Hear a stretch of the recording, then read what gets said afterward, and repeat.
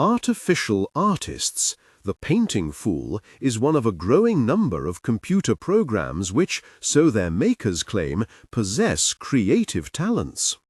Classical music by an artificial composer has had audiences enraptured and even tricked them into believing a human was behind the score. Artworks painted by a robot have sold for thousands of dollars and been hung in prestigious galleries. And software has been built which creates art that could not have been imagined by the programmer. Human beings are the only species to perform sophisticated creative acts regularly. If we can break this process down into computer code, where does that leave human creativity? This is a question at the very core of humanity, says Geraint Wiggins, a computational creativity researcher at Goldsmiths, University of London. It scares a lot of people. They are worried that it is taking something special away from what it means to be human. To some extent, we are all familiar with computerized art.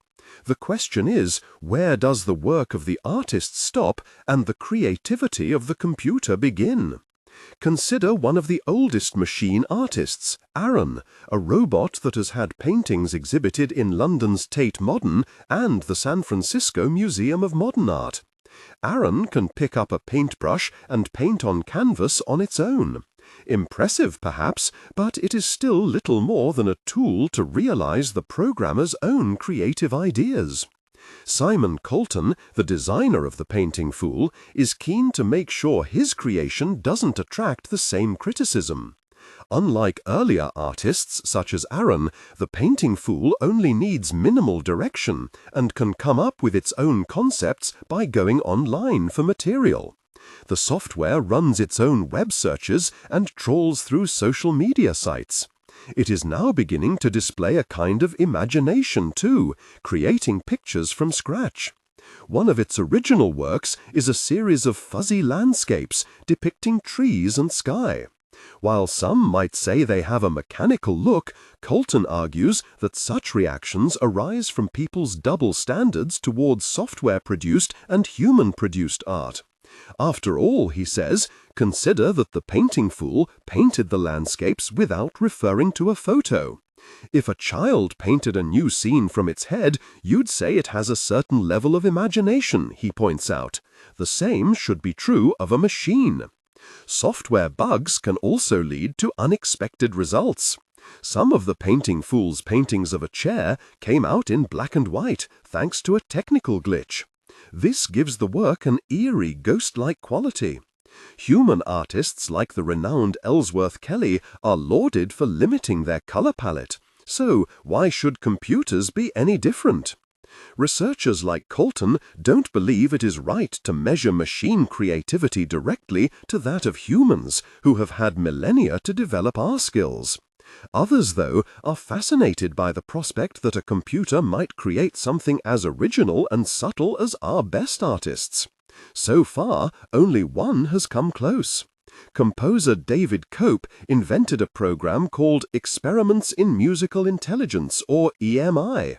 Not only did EMI create compositions in Cope's style, but also that of the most revered classical composers, including Bach, Chopin, and Mozart. Audiences were moved to tears, and EMI even fooled classical music experts into thinking they were hearing genuine Bach. Not everyone was impressed, however.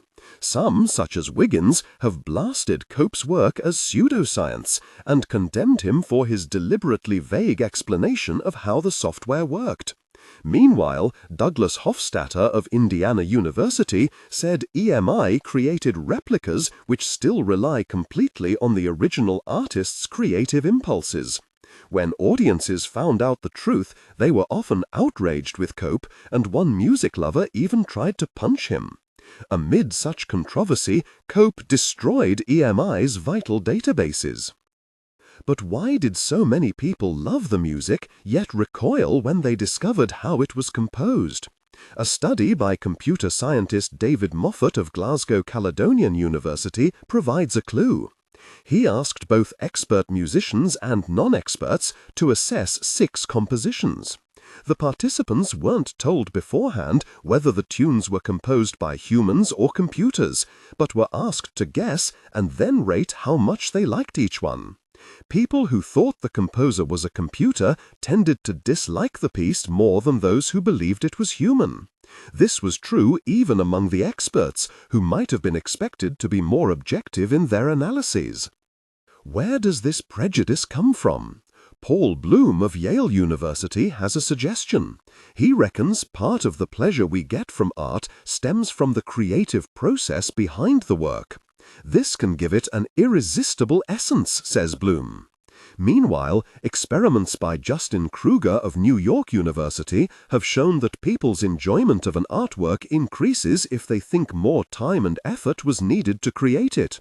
Similarly, Colton thinks that when people experience art, they wonder what the artist might have been thinking, or what the artist is trying to tell them.